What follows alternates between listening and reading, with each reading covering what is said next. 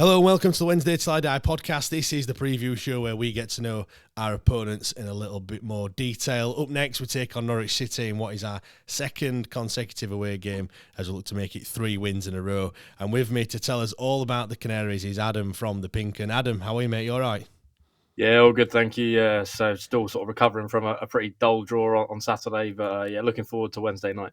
Well, we had an equally dull game. However, that ended with a 91st minute winner, so all the previous 90 minutes is probably forgotten about. So yeah, we all love a late winner, but yeah, nothing really happened. So yeah, we're thankful of that goal at the end.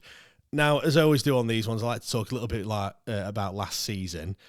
13th in the Championship, probably expected to go straight back up. Well, certainly people from the outside thought that, because that's what normally happens. Norwich come down and then they go back up again. Obviously must have gone down as a pretty poor season. What went wrong? Because you started pretty well, then you kind of fell off a bit. Dean Smith gets the sack, and then you just kind of fizzled out, I guess. Yeah, it was a pretty difficult season, to be honest. Come down from the Premier League, it felt like a summer where maybe the squad needed quite a big overhaul, and we didn't really get that. Just 4 signings, and a lot of the players that had maybe done it in the Championship before were trusted to sort of keep their places and almost help Norwich bounce straight back, which is something we've come quite accustomed to, I suppose, in recent times. It didn't really pan out that way. Dean Smith got off to a pretty good start, to be fair, and then sort of around the World Cup break, it really sort of hit a stall, and we ended up on a really sort of downward trajectory sort of style of in terms of form. It went really, really south, and the fans started to turn a little bit against Dean Smith, and it became quite toxic to the point around the Christmas time where he lost at Luton, and that was really the final straw for him in terms of his Norwich City managerial career, and he was sacked on the 27th of December. We then had a couple of games in. Alan Russell, who was our set-piece coach at the time, he took temporary charge. And then we brought in David Wagner, who had worked with our sporting director at the time, Stuart Webber, previously at Huddersfield. Of course, much success. I know you'll know that from the playoff game, unfortunately. But yeah, it's one of them where he came in, got the sort of team playing a really good brand of football. The results were flowing. And at that point, it felt like Norwich were going to kick on and probably get into the top 6. And then the sort of last 11 games of the season, we just won one of them, and it was a pretty drab end to the campaign. Lots of sort of really dismal performances, weren't really scoring goals. The side that looked like they really lacked a lot of confidence, lacked experience, and it felt like it was a really big summer for David Wagner then moving into this season. So it was disappointing, I'd say, from most Norwich fans' thoughts and feelings, but maybe given the sort of summer window that there was that season, I think it was probably a little bit expected, to be honest.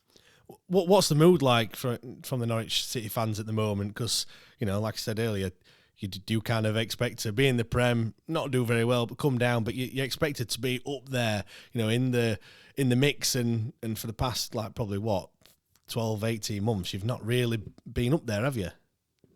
Yeah, it's been pretty tough, to be honest. The football's not been great. The fans have kind of almost not enjoyed going to Carrow Road, which is something that, you know, when you're paying, I think we've got the most expensive season ticket in the Championship. You expect to go there to almost be entertained, to have a bit of a release, I suppose, from daily life, and it's really been far from that. It's been, I think the win ratio for David Wagner at home is just 8 wins in 20 games, and for a side that will sort of have aspirations of trying to get in the playoffs even this season, it's falling quite far short of that at the moment. And the performances are probably the biggest issue, I'd say. They haven't really got a style of play, which I'm sure I'll come on to touch a little bit further down on this podcast. But yeah, it's just been a really sort of, there's been mitigating factors, I suppose, for the reasons of why the performances haven't been there, but the results maybe in recent games that have had a little bit of upturn of form haven't really sort of mirrored the performance on the pitch. They've sort of almost just grinded out results, and late goals have been pretty key to kind of get the wins that maybe keep them above the drop zone at the moment. Yeah, now before we talk about Wagner a little bit more, just touch on the past meetings. We've had no win in our last 4 meetings against Norwich, 3 defeats and 1 draw. The last time we beat you was a 5-1 win at Hillsborough, last game of the season back in 2018. But we have to go back to the 4th of April 2009 for our last win at Carrow Road. Feels very similar to Stoke at the weekend. Let's go back to 2007 for a win there. Jermaine Johnson got the goal that day in a 1-0 win. Tommy Spur also with a late red card. So yeah, Carrow Road has not been a very happy hunting ground for us in recent years. let's talk about the manager then. You mentioned, obviously, he did well at Huddersfield a few years ago. He went to Schalke, then in the Swiss League with young boys. How was his appointment received, and how has he been getting on so far?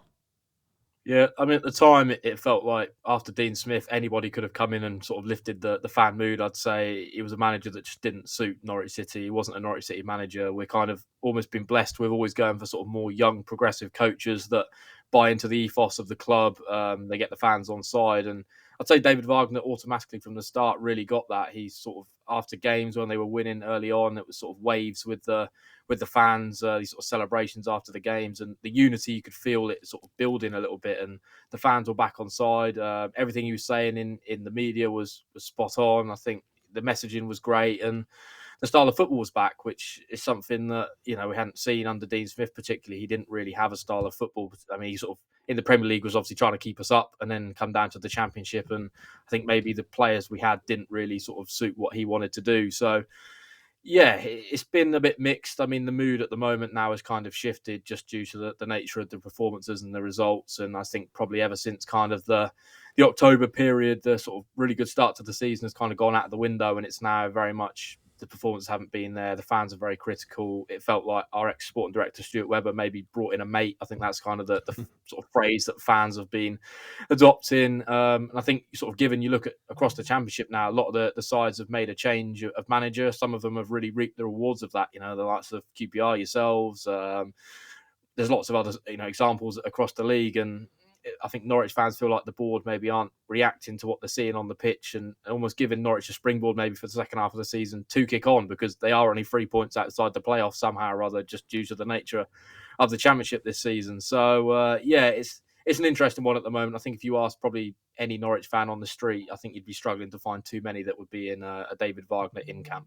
Yeah, it's you mentioned the league. It is crazy. I think obviously the top two kind of running away with it. Where you could see, well, we are cut adrift at the bottom, although we are starting to pick some points up. But 9 points separates 6th and 21st, which is absolutely crazy. And such is the Championship, and anyone can beat anyone, as they say. Style of play, does Wagner have a distinct style of play that he's got Norwich playing? Is that something that he sticks to, or does he kind of chop and change each week?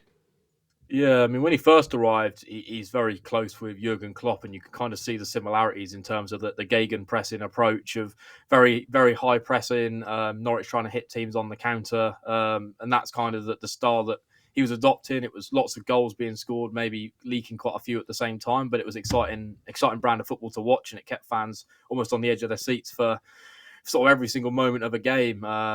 And we kind of saw that again at the start of this season. It was a team that was free flowing. They had Josh Sargent up front, who was scoring goals and suited the system perfectly. And then in recent weeks, since kind of the injuries he's had to almost deal with, it's really changed quite a lot. He's become way more defensive.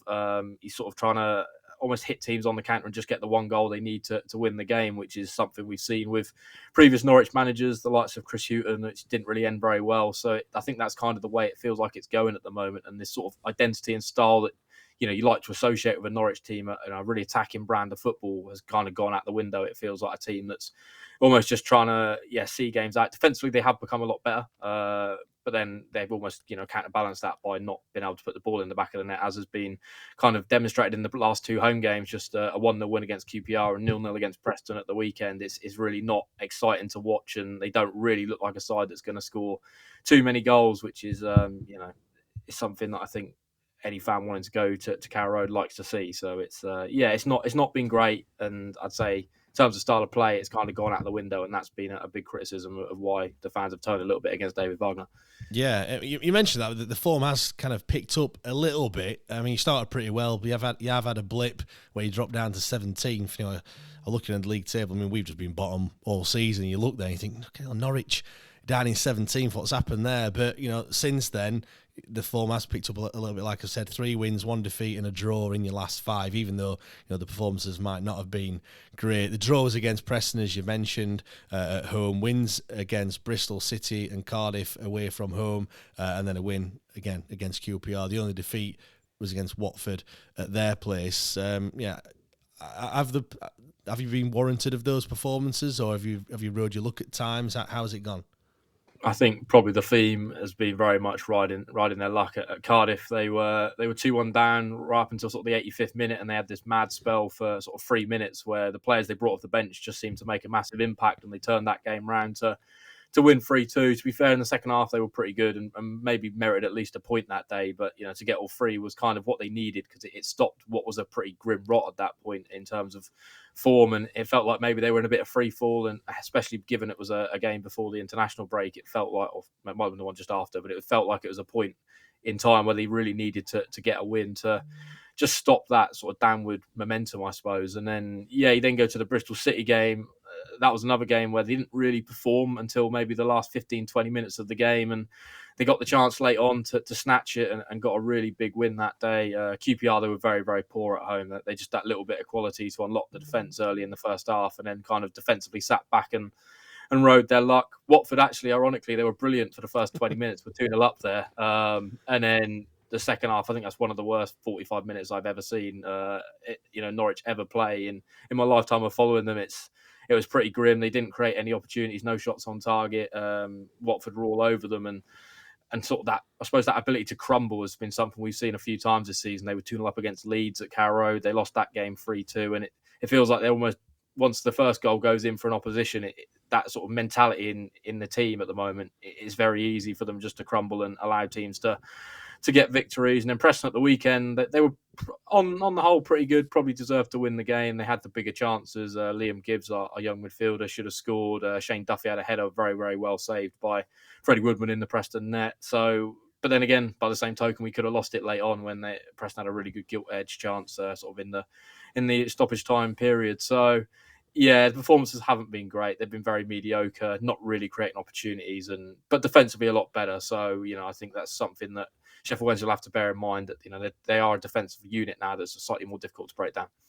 Yeah, I think that's kind of the theme this season, really, as is the league table that we've just mentioned. Teams aren't really going on many runs. 2 or 3 wins is probably the most that teams are getting at the moment, and then come 2 defeats, and it just rinse and repeat for most sides. In terms of players to watch, I've picked out your leading goal scorer, as I always do, laser, Jonathan Rowe. 8 goals in all competitions, only 20-year-old. What can you tell us about Jonathan? Yeah, he's had a really sort of strange campaign, to be honest. He started, he actually made his debut for Norwich in the Premier League a couple of years ago under Dean Smith, and you could see some flashes of brilliance, but it was very raw.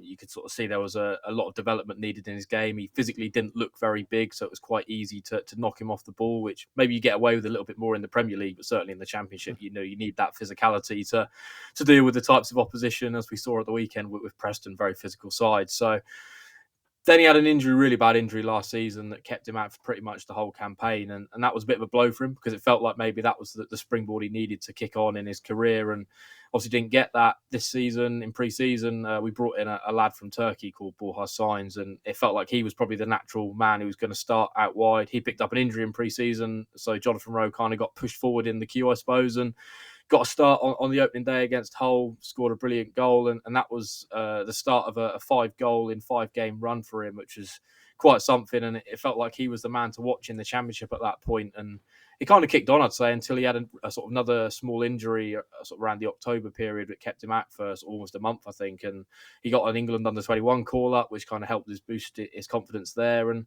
I'd say since he's come back, he's maybe struggled to kind of find that form that he had in the opening period of the season, but he's still a player that gets you off the edge of the seat, which is something that a lot of Norwich players maybe at the moment don't really have. I think he didn't start on Saturday. I think maybe this game might be the one that he gets back in the starting 11 based on the performance of our other wide men on Saturday. And he's certainly a danger. He'll run at your defence. He can cut inside, and he's got the ability to find the net as his goal stats show this season. So yeah, certainly one to watch, and your fullbacks will be certainly having to be on top of their game to deal with him on Wednesday. Yeah, definitely. Yeah, another one is Gabriel Sara. He's got 20 appearances, ever present so far this season for Norwich. How important is he? Yeah, he's one of the best players I think I've seen in a long time in Norwich. There's been a few you sort of sit back and think, yeah, this guy's going to the top. I can sort of say it about James Maddison, Emi Buendia, players like this that have pulled on the Norwich shirt in past seasons. And yeah, Gabriel Sara is the next one next cab off the rank to make the Premier League move. I'd say he's a real sort of player to watch. He can pick a pass from almost anywhere on the pitch. I think his assist stats are top in the whole of the EFL. So he's a real danger man in terms of unlocking defences. He can also find the net from almost anywhere. I've seen some absolute wonder strikes from him so far this season. And for a man we brought in from Brazil, he came from Sao Paulo last season. He struggled to adapt initially, didn't speak any English, and he can now speak fluently. After almost 6 months, he spoke fluent English, which is credit to him that he's sort of took that on board and tried to learn the language. And you can see that he's reaping the benefits of being able to communicate with his fellow teammates. He also had 2 dogs which were over in Brazil. They came across last January, and ever since then his form's picked up. So maybe they're the reason for it. But yeah, he's a real joy to watch. He's one of them players that I think even opposition fans can sit back and, maybe if their team's losing, they maybe less so, but they can sit there and watch it and enjoy him because he's a real talent. And I think if Norwich aren't in the playoffs come the end of May, then I think he's a player who's Premier League bound. But the one thing is, Norwich know they'll get a pretty good fee for him because he's obviously a young Brazilian talent who, is really making waves in the Championship. Yeah, now, before we get your thoughts on us from the outside looking in, a player that we're not going to see on Wednesday night is Josh Sargent. How much have you missed him? Because he's had a bad injury early on this season, and it looks like he's going to be out until at least the new year. Yeah, it's been a real blow for him because injuries have kind of plagued his whole Norwich City career almost. He was brought in the Premier League from Werder Bremen for quite big money for Norwich City's sort of expenditure. I think it was about £8 million. And he really struggled to maybe make that sort of adaptation, I suppose, to English football and the Premier League particularly. He just scored 2 goals, both of which were in the same game away at Watford. And he came under a lot of criticism because, a player that's moving for that kind of money, you almost expect them to hit the ground running and provide the goals you need to maybe try and stay in the Premier League.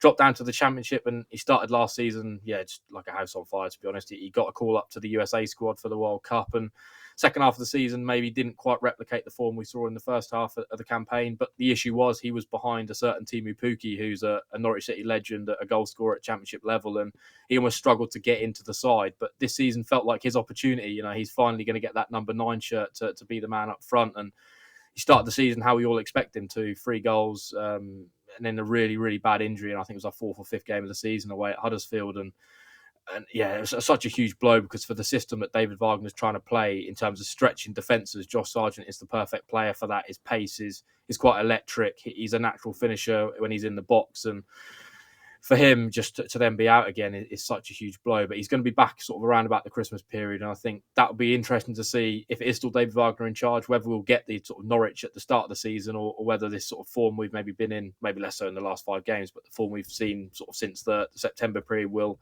continue. But yeah, we miss him a lot because he's the one player in our squad that really is a Premier League quality striker.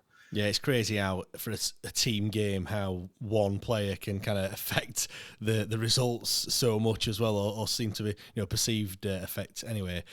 Right, what's your thoughts on us then? Obviously, it's been a bit of a roller coaster the last 6 months, I guess. But yeah, from the outside looking in, what do you think to us?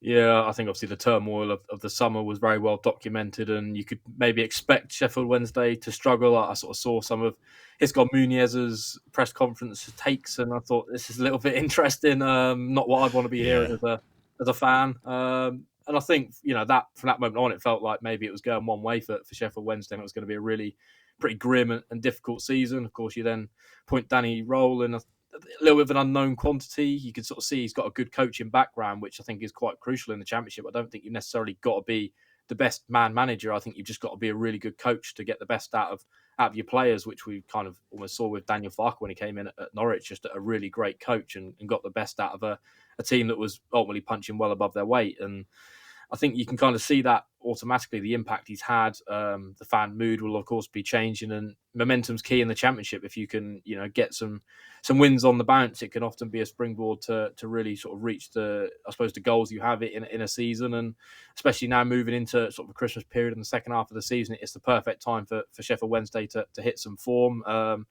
I think the performances maybe, as you sort of alluded to at different points, haven't necessarily been great, but as is proven in the Championship, it's just about getting results to get yourself out of the sort of the middle of the Championship, at the bottom in the relegation battle. And there's a lot of sides maybe above kind of the drop zone that are starting to free fall a little bit. You can see Birmingham are having their struggles, and Plymouth are maybe sort of finding it a little bit more difficult now after a pretty good start. So there's lots of teams there you could pull in, and especially given the Christmas period that's now coming, and sort of the volume of games, it can very quickly turn, as we all know. Now, before I get your thoughts on how you think Wednesday is going to pan out, I tipped you off before. I'm going to ask you about players that have played for both and how many you can actually name. There is 20 players. One of them played over 150 games for Norwich, so I'm hoping you get that one. 4 played more than 50 games.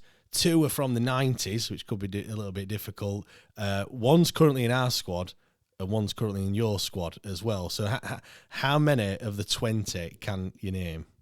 Yeah, I think the one you're alluding to in terms of a legend at the football club is Grant Holt, former, a Norwich City legend and well loved still by the fan base, still lives around this area. A brilliant striker for us, sort of the player that opposition fans absolutely love to hate because he just winds them up. And he's sort of wrote himself into folklore given the amount of goals he scored against a team down the road from us. So he's a player who's very well loved. In terms of current, I think Akin Famuyiwa is, of course, the link. Just one appearance actually in a Norwich shirt, came on as a substitute against Manchester City in 2019. So not a player that's maybe very fondly remembered, I'd say, but still a youth product. All the rest. The rest I'd have to try and wrap my brain for, to be honest. I'm trying to think. 50 appearances plus. There's another striker, played for you 2013, 2015. Then he came to us, initially on loan. Yeah. Then we signed him. Gary Hooper, Gary Hooper, good. Gary Hooper, fantastic for us as well. Scored a goal against Sheffield United, which, like yourself said with Grant Holt, you go down as a bit of a legend as soon as you do that. Another one, another striker, absolutely shite for us, amazing everywhere else, and I think it was on loan to you for a season from us. Oh yeah, I know exactly what you're talking about. Yeah, it's another player who used to play for a team down the road for us, but came here and had a pretty big impact. Jordan Rhodes, he's pretty big player actually in a team that obviously won the title at sort of a little bit under the radar almost, given the teams that were in the league that year, the likes of Leeds, Aston Villa. He was an impact player off the bench. I think he got double figures or almost double figures. So pretty big part in what was a really special season for the club. And I think a little bit of disappointment maybe from the Norwich end that wasn't made permanent. And of course he's gone on to play for lots of other clubs and I suppose make that same impact. Yeah, we'd have loved if you'd have made him permanent because we spent £10 million on him. And I was looking we did a worst 11 in the international break, and we were umming and ahhing whether to put him in or not. We've actually had a left back that has been more prolific goal scorer than Jordan Rhodes in our history, which is mental. I'll put you out of your misery. I'll read some more out. John Otsemabo, he also played for us. Michael Turner, Mark Robbins, Jacob Murphy, we had him on loan. One from the 90s, Efan Ikoku. John Newsom, another one from the 90s. Paul Gallagher, Leroy Lita, Paul Heckingbottom, of course, been sacked by Sheffield United. Dejan Stevanovic, and then we're now into players that have only played less than 10 games for Norwich. Jimmy Smith, Martin Taylor, Ben Marshall, absolute Wednesday legend, had him on loan. Every time the transfer window comes around, that's kind of the running joke that Ben Marshall's going to be signing. The one that's in your current squad is Danny Bart. Yeah. I didn't clock that, to be fair. Yeah. He's not really made an impact yet that I think any Norwich fan would have hoped when he arrived. We lost Andrew Omobamidele, who's a young academy product of ours, to Nottingham Forest on deadline day, and it was kind of one of them panic purchases. We went and got him for free actually from Sunderland. Played a couple of games in those winning runs. He played against Cardiff and he played against QPR. And then it's sort of been dropped ever since for Kenny McLean. He's actually a midfielder who's actually been deputising at centre back, despite us having a couple of fit centre backs on the bench, which probably says a bit about kind of the form and the team at the moment. Yeah, the last two, Paul Jones He actually didn't make any appearances for us, so I'm not sure if you could have this one. And the last one, it shouldn't really be on there, to be fair. Jackk Keane. Apparently he didn't make any appearances for you, didn't make any appearances for us either. That's probably one of those pub quiz type questions there when you can, probably struggle to find a picture of him wearing both the yellow shirt for Norwich and the blue and white stripes of Sheffield Wednesday. But that's the 20 players that have played for both. Now then, how do you see Wednesday's game panning out? Because we've hit a little bit of form. We held the league leaders to a 1-1 draw, a couple of weeks ago. We then beat Blackburn 3-1. We've then beat Stoke 1-0 in the recent game. We have got a little bit of form, but I suppose being bottom of the league and you being Norwich and you're at home, you should kind of be thinking that we're going to get all 3 points here. Yeah, I think if you'd have gone back a few weeks ago, because we've got a pretty big game coming up on Saturday lunchtime against our arch rivals, and it felt like maybe the perfect game for a springboard into the game at Portman Road. So a lot of fans felt it was the perfect opportunity to get 3 points and almost breed a little bit of confidence into the squad ahead of that one. But then you look at the sort of form of late and Sheffield Wednesday's upturn, it maybe doesn't feel like quite the kind of easy task that it maybe was documented to be a few weeks ago. But I still think it's one of them games where just about Norwich will get themselves over the line. They've been pretty gritty in recent performances, just sort of that little bit of quality. The likes of Zara, Rowe, Adam Ida's impact off the bench is just about being enough to get them over the line. And given kind of the home crowd under the lights vibe, it's always sort of an occasion to look forward to and savour. And I think the fans will probably get behind that. So just gonna back Norwich to get a win, but it'll be a closer game than I probably expected a couple of weeks ago.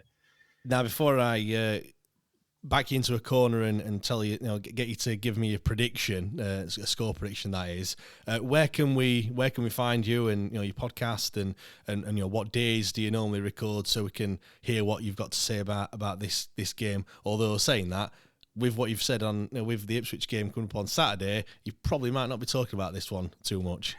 No, it's we're at the Pinken podcast, so you can find us pretty much anywhere, any podcast platform. We recorded one on Sunday, Saturday night. So there's a sort of a look forward to the Wednesday's game. Lots of thoughts and feelings around that one from all of us. So that's well worth maybe going and listening to if you've got a little bit of spare time in the next sort of 48 hours. We also have a YouTube channel which is full up with content, sort of previews, post-match reactions. We speak to the managers, so we get the full press conferences up pre and post-match. So everything you need sort of around the game is there. And we're also in print as well in Norwich. So if you're heading down to Carrow Road on Wednesday and you want a match preview in print form, you can find us. You can go to the local supermarkets or convenience shops, the Eastern Daily Press. You can find all the Norwich City content you need at Sheffield Wednesday ahead of course, a big game on Wednesday night. Great stuff. Go on then. Give us a score prediction for Wednesday night. Yeah, I could see it being a tight affair. I think Norwich I'll go 2-1. Don't think it'll be an easy test. I can see Norwich maybe going into a 2-0 lead, conceding and sort of the natural mentality of the team being a little bit shaky and the fans being a little bit on edge, but just about having enough to pull them over the line, and then we can all look forward to dread probably more likely the big game on Saturday. Great stuff. Adam, massive thanks for coming on the podcast. Do really appreciate it. All the best for the rest of the season. But as I say always, fingers crossed we beat you on Wednesday night.